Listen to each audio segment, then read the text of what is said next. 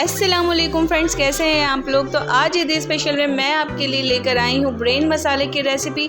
इसकी किस तरह से सफाई होगी, किस तरह से इसको कुक करेंगे, तमाम चीज़ें मैं स्टेप बाय स्टेप बताऊँगी। तो वीडियो को फ्रेंड्स एंड तक देखिएगा, कुछ भी स्किप नहीं कीजिएगा। वीडियो अच्छी लगे तो लाइक कर दीजिएगा और चैनल को ऑप्शन फूड्स को आपने अगर अभी तक सब्सक्राइब नहीं किया तो जल्दी से सब्सक्राइब कर लीजिए।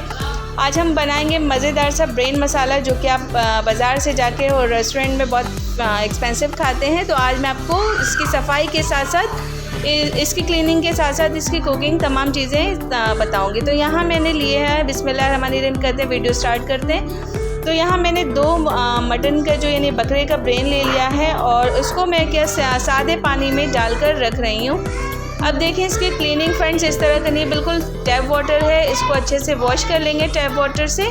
उसके बाद जो है आप इसमें ये देख रही हैं रेड सी लाइंस आ रही हैं, ब्रेन जा रही हैं, उसको हमने क्लीन करना है। तो अगर आप अपने हाथों से इस तरह से करके जो है पेंच करके निकालेंगे तो ये रेड कलर की जो स्किन है इसकी झिल्ली जिसको बोलते हैं वो आराम से निकल जाएगी। तो इस तरह से आपने इसकी झिल्ली की सफाई कर लेनी है सबसे पहले। तो ये मोस्ट इम्पॉर्टेंट काम है। ऐसा करने से फ्रेंड्स ये कि आपका ब्रेन मसाला बहुत ही मज़े का बनेगा और कोई हीट नहीं आएगी, कोई स्मेल नहीं आएगी। तो हमने पूरे ब्रेन में से अच्छे से बहुत ध्यान से जो है हमने इसको रेड स्किन को आसानी से निकाल लेना है। ये बहुत आराम से निकल जाती है। जैसे आप हल्का सा पेंच बनाएंगे और इसको पुल करेंगे, खींचेंगे तो ये आराम से पूरी जो है स्किन निकल कर बाहर आ जाएगी। तो वो पूरे स्किन को जो हमने ब्रेन में से निकाल लेना है, रिमूव कर देना है। उसके बाद अच्छे से वॉश कर लेना है। अभी देखिए हमारे बिल्कुल अच्छे से क्लीन हो गया है, आप देख सकते हैं। बिल्कुल आपने भी इसी तरह से इसकी ब्रेन की क्लीनिंग करनी है। तो मैं दूसरा वाला पीस भी इसी तरह क्लीन कर लूँगी। अब एक पैन ले रही हूँ फ्रेंड्स, इसके अंदर मैं डालूँगी तकरीबन 1.5 गिलास पानी डाला है मैंने। 1 टीस्पून सॉल्ट ऐड कर रही हूँ। साथ में ही ½ टीस्पून मैंने इसके अंदर जो है टर्मरिक पाउडर यानी हल्दी ऐड किया है। और उसके बाद पानी में बॉयल आने के बाद हमने ये दोनों ब्रेन को इसके अंदर ऐड कर देना है और चम्मच से उलटते पुलटते हमने जो है इसको अच्छे से कुक कर लेना है। ध्यान रखना है कि फ्रेंड्स इसमें जो झाग आ रही है उसको हमने क्लीन करते जाना है।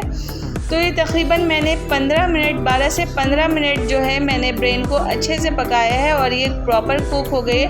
अब ये निकाल लिया मैंने, प्लेट में निकाल लेंगे। उसके बाद ठंडा होने के बाद इसके आप छोटे छोटे चंक्स में काट लीजिए, या आपको बिल्कुल कटाकट बनाना है, ब्रेन कटाकट बनाना है तो इसके बिल्कुल बारीक से पीसेज होंगे। और अगर आपको ग्रेवी वाला बनाना है तो इसको चंक्स में काट लें। तो मैंने ग्रेवी वाला बनाना है। साथ में अब मैं क्या करूँगी, यहाँ मैंने ऑयल ले लिया है एक पैन में, तकरीबन 1/3 कप ऑयल है। उसमें थोड़े सा गरम मसाला डाले मैंने, ज़ीरा, काला ज़ीरा, इलायची है, लौंग है और 3-4 काली मिर्चें हैं। इनको डाल के हल्का सा क्रैकल करेंगे।